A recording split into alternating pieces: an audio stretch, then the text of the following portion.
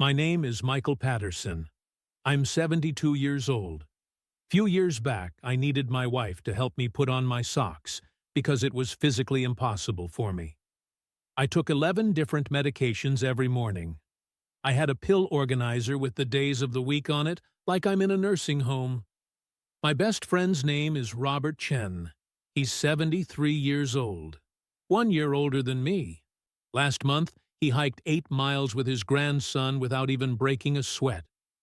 He wakes up at 5:30 every morning without an alarm. He can still do 20 push-ups. We've been friends for 31 years. We met at a company retreat in 1993. We were both in our early 40s, both working middle management jobs, both recently divorced, both trying to figure out what the hell to do with the rest of our lives. Back then, we looked almost identical. Same height, 5'10", same weight, about 185 pounds, same receding hairlines, same dad bods. If you looked at photos of us from 1995, you couldn't tell which one of us would end up strong and which one would end up broken. But I can tell you now, Rob runs 3 miles twice a week. I can barely make it up a flight of stairs without stopping to catch my breath. Rob's doctor tells him to keep doing whatever he's doing. My doctor uses words like concerning and we need to monitor this closely. This isn't a story about Rob being better than me. Though, let's be honest, he is better than me. At least when it comes to taking care of himself. But this is a story about choices, about consequences, about how every single thing I laughed off at 45 came back to destroy me at 70, and about how I'm finally trying to fix what I spent 30 years breaking. Even though I'm terrified, it's too late. I met Rob at a leadership training weekend in the Poconos in 1993. One of those corporate team-building things nobody wanted to go to. Trust falls and rope courses, and some guy in a bad suit talking about paradigm shifts. Rob and I got assigned as roommates in one of the cabins. First night, around 11 p.m., I pulled out a bottle of Jack Daniels and a pack of Marlboros. I figured we might as well make the weekend bearable. I asked him if he wanted a drink. He said no thanks. I asked if he wanted a cigarette. He said he didn't smoke. I laughed and said, "Let me guess. You jog too?" He did jog. He'd started after his divorce. Said it helped him clear his head. I thought that was the saddest thing I'd ever heard. Running to deal with feelings? Just have a drink like a normal person. We stayed up until 2 a.m. talking anyway. Turned out we had a lot in common. Ex-wives who'd left us, kids who barely wanted to see us, jobs that paid well but made us feel empty. Rob drank water the whole night. I thought it was hilarious. "Water," I said. At midnight. On a Friday. "You're killing me, man." But we became friends. And for the next 30 years, I'd keep making jokes about his healthy habits. And for the next 30 years, he'd just smile and keep doing what he was doing. And now I know. He was right about everything. And I was wrong about everything. In 1994, Rob quit drinking. Just stopped completely. I thought he'd lost his mind. "You're 43 years old," I told him. "You're not dead yet. Live a little."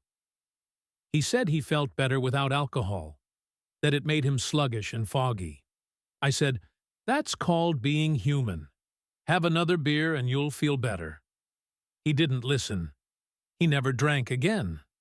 Meanwhile, I was having 3 or 4 beers every night, sometimes more on weekends. It helped me unwind after work. It helped me sleep. It helped me not think about my ex-wife or my kids who lived 3 states away. Or at least, I told myself it helped. In 1997, Rob started lifting weights. He'd go to the gym 3 times a week, doing some basic routine. Nothing crazy. He just wanted to feel strong. I called it his midlife crisis. What's next? I'd joke. A motorcycle? A 25-year-old girlfriend? But he kept going. And I kept not going. Because I had better things to do than waste time in a gym, like sitting on my couch watching TV and drinking beer. In 2001, Rob started paying attention to what he ate. He'd bring his lunch to work in Tupperware containers. He'd order salads at restaurants. He'd talk about how certain foods made him feel. I thought this was the funniest thing I'd ever seen. "You bring a lunchbox to work like a kindergartner," I'd say, shaking my head. Meanwhile, I'm actually enjoying my life.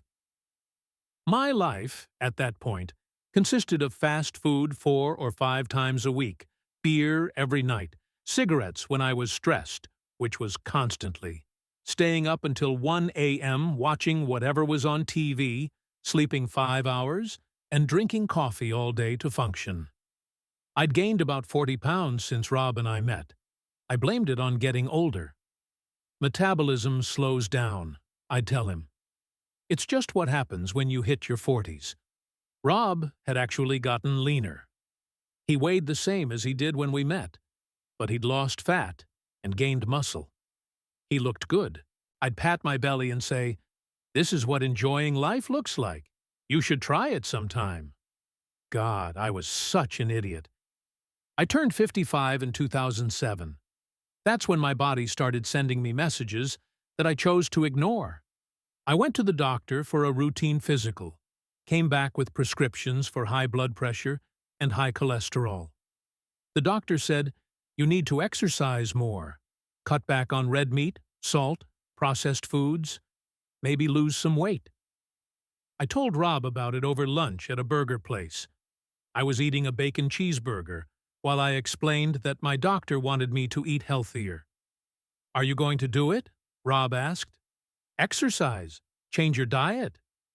I said, "Yeah, sure. Eventually. Right now, I'm just going to take the pills. That's what they're for, right?" Rob didn't say anything. He just looked at me with this expression I couldn't quite read. Not judgment exactly.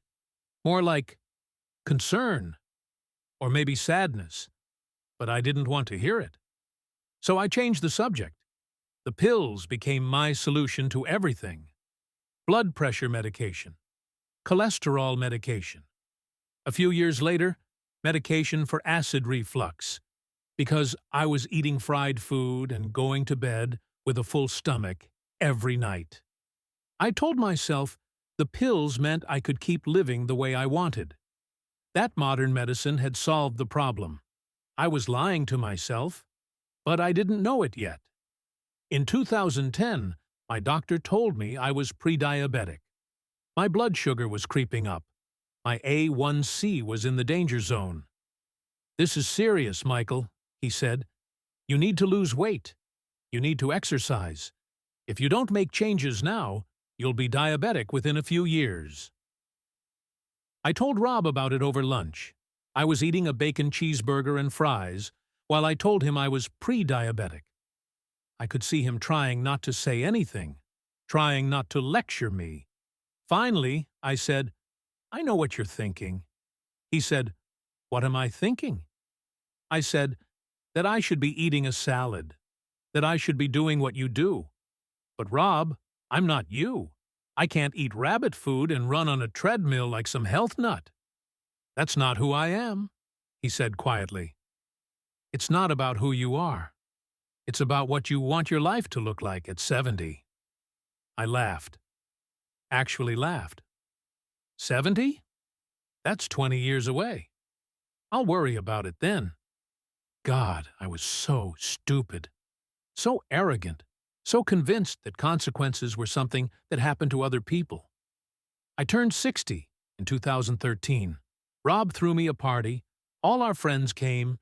There was cake and beer and laughter. Halfway through the party, I sat down and couldn't get back up. My knees were killing me. They'd been bothering me for months, but I'd been ignoring it.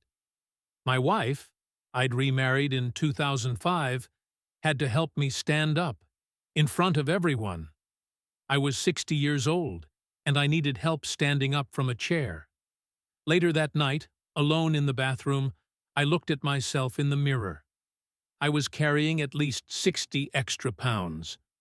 My face was puffy. My eyes looked tired. I couldn't remember the last time I'd felt actually good, but I didn't change anything.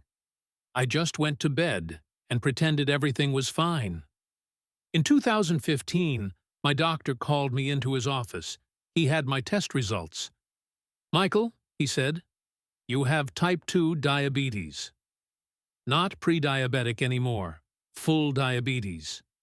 I sat there in his office, staring at him, and I felt this wave of panic wash over me, followed immediately by rage, at myself, at my body, at all the years I'd wasted. I called Rob that day. I don't know why.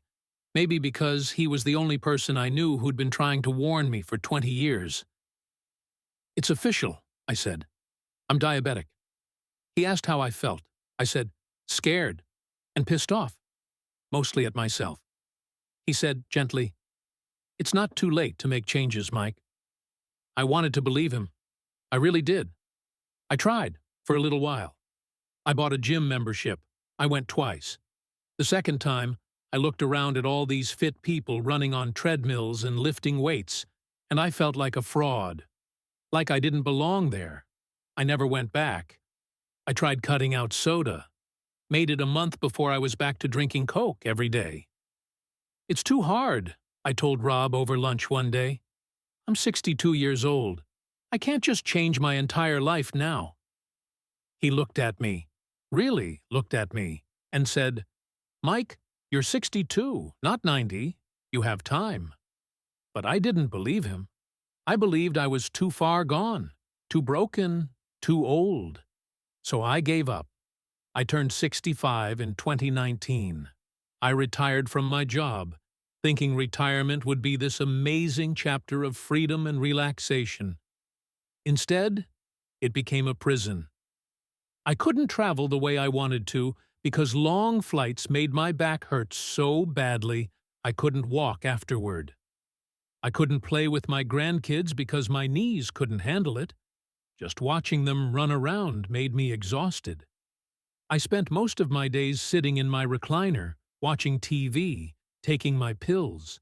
11 different medications: blood pressure, cholesterol, diabetes, acid reflux, pain, depression. Yeah, depression. My doctor added that one in 2018. Said it was common in people with chronic health conditions. My wife tried to be supportive. She'd suggest we go for walks. She'd cook healthy meals. But I'd find excuses.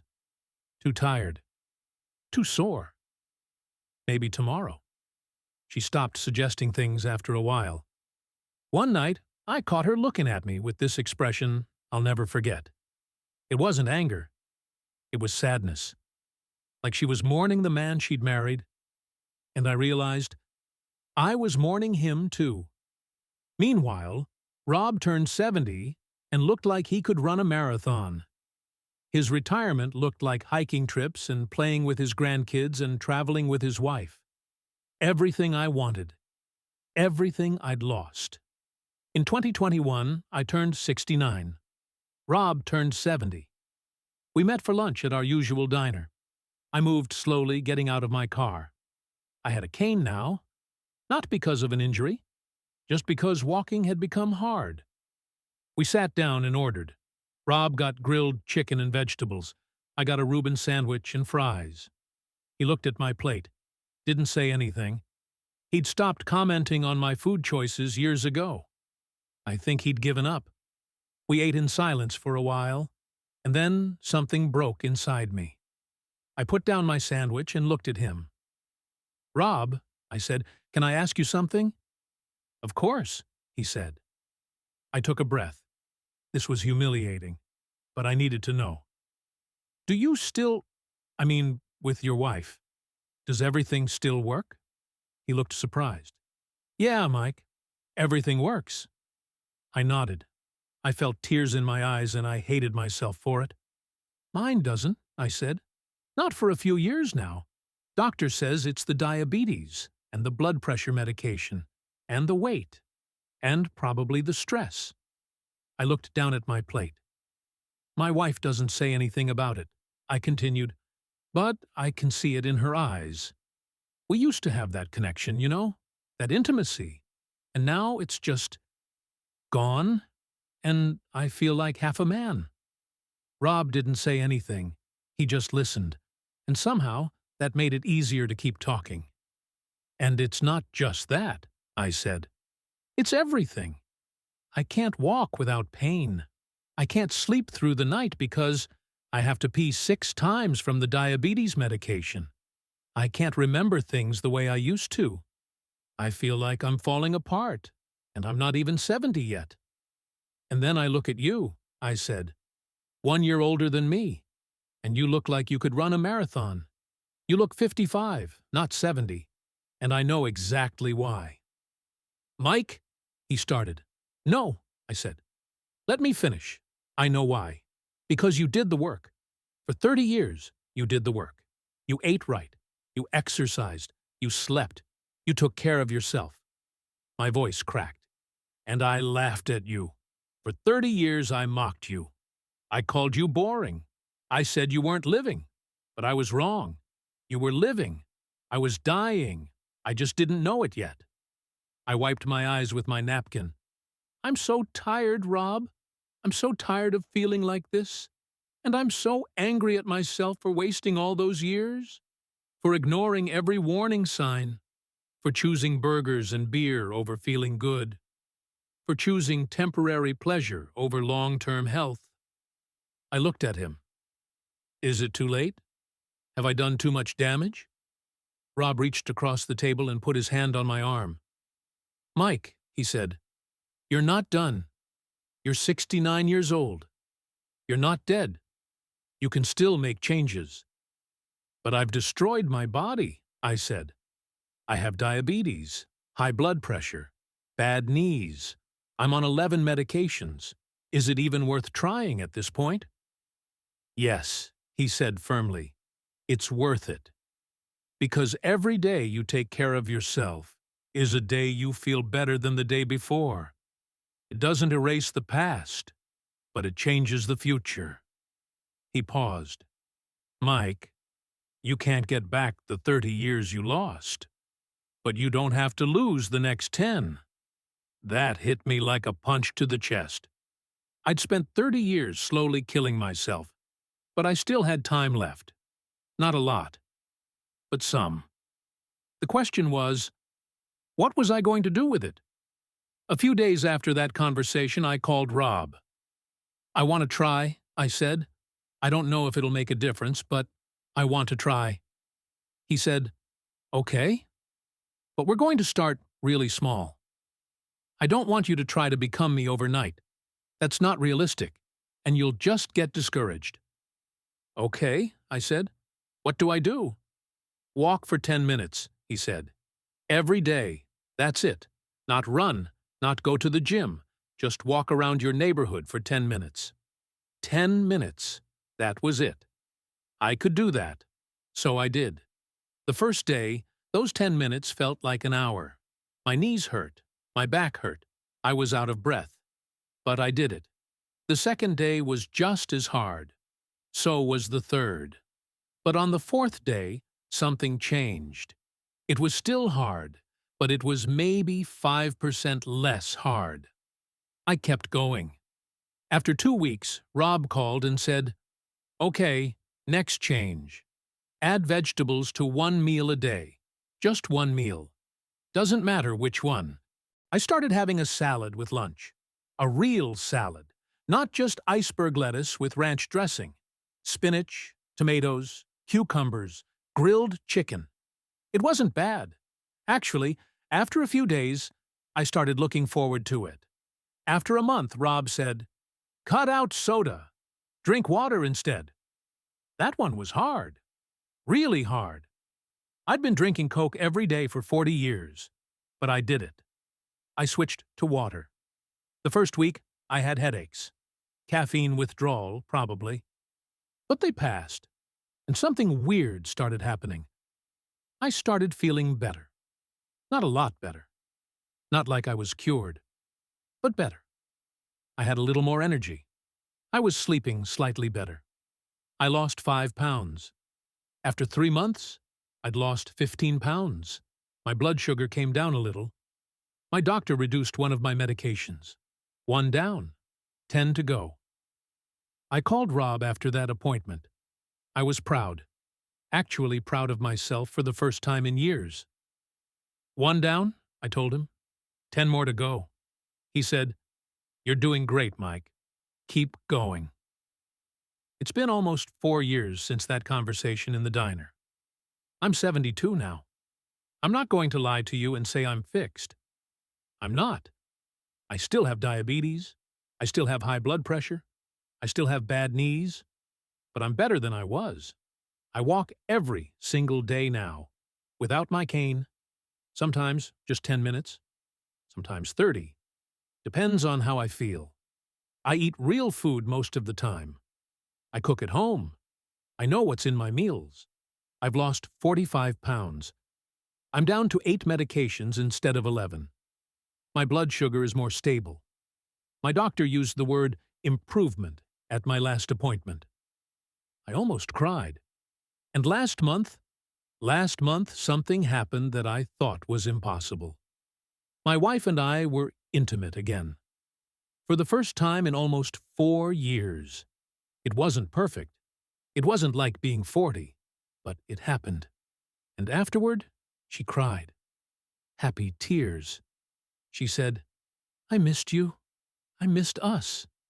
I said, "I'm sorry I left, but I'm trying to come back." If I could go back and talk to 40-year-old Mike, the guy who was drinking beer and eating fast food and mocking Rob for going to the gym, here's what I'd tell him. Everything compounds. Every beer you drink. Every burger you eat. Every night you stay up too late. Every morning you skip exercise. It all adds up. You think it doesn't matter because you feel fine, but your body is keeping score. And one day, it's going to present you with the bill. Later becomes never. I spent 30 years saying I'd get healthy later, when work calmed down, when the kids were older, when I had more time. Later never came.